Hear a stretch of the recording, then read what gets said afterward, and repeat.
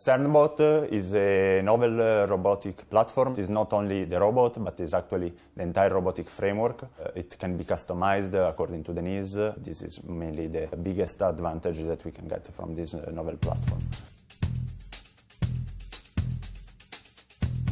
I work with ATRAP.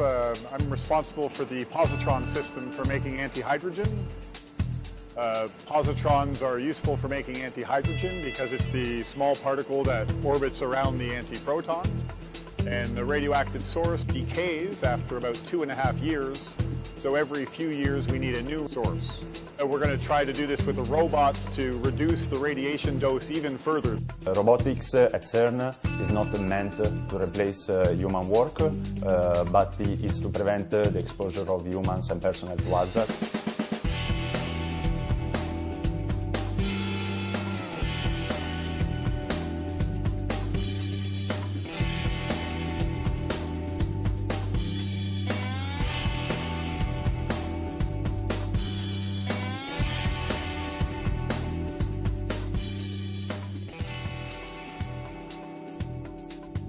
During a short technical stop or unexpected beam dump, we can make preliminary visual inspection, then we can intervene in just a few hours in order to restore the beam in the machine as soon as possible.